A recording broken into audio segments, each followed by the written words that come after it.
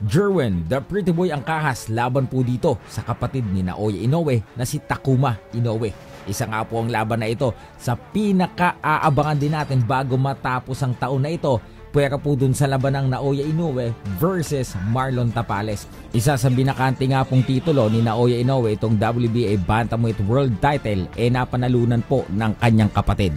Ito naman mga kaibigan, si Champ Jerwin ng kahas matapos po ang kanyang dalawang kabiguan laban po kay Fernando Martinez at pagkatapos ng isang matagumpay na tune-up fight, lalaban po agad si Champ Jerwin ng kahas sa isang world title fight. Ito po, sabay-sabay na ating panoorin ang highlights nilang dalawa. Halay, ito na naman tayo sa highlights nito. Hala, Jerwin ang kahas laban kay Takuma Inoue. Hala, ay ito namang si Takuma ay hindi naman ito kagaya ng kanyang utol. Hindi gaanong kalakasan ito. Wala gaanong knockout. Ay 8 laang yata ang knockout nito sa kanyang mga laban. At ito, tingnan natin ito, Champ Jerwin ang kahas. Ito si Jamie Conlan sa UK ito, no? Si Jerwin ang kahas yung dayo, pero talagang binalugbog itong si Jamie Conlan.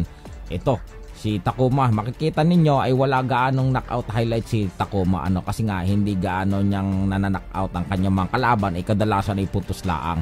Samantalang ito si Jerwin ng kahas ay katatalim ng mga suntok. Ay sabade, ay nasaktan.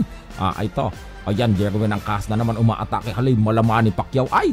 Luhod si Conlan. Luhod ay naprostrate pa. Ito, si Takuma ay kamukha talagang kanyang otol pero hindi ganon kalakas. Ayan mga kaibigan, pinupupog ang katawan ni Jamie Conlan itong si Jerwin ng kahas, inawat ng repere. Ayun. Ito mga kaibigan, ayan lang ang mga highlights na makikita natin dito kay Takuma. Alam mo kung ako ang tatanungin ninyo, base dito sa akin nakikita ay talagang napakalaki ng tsansa ni Jerwin ng kahas na talagang hindi lang manalo kundi manalo by knockout. Sa aking pananaw, kailangan ni Jerwin ng kahas na manalo by knockout din sapagkat sa Japan gagawin ng kanilang laban ay alam nyo na, pag yan ay umabot ng desisyon, hala, ay naka, alam na.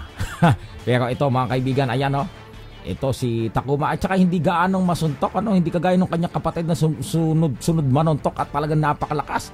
Itong si Takuma ay medyo paisa-isa laang, paisa-isa laang, tapos pising-pising.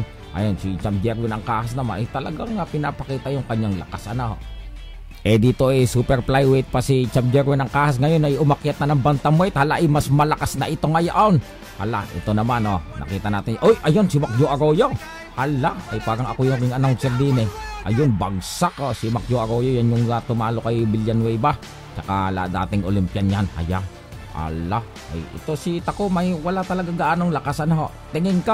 Tingin ko talaga napakalaki ng porsyento nito na manalo ni Champ Jerwin ng kahas by knockout. At tingin ko naman dahil alam ng kampo ni Takuma na may lakas si Jerwin ay bubuksingin nila ito. So ayan, nawa ay talagang itaas ang kamay ni Champ Jerwin ng kahas pagkatapos ng laban.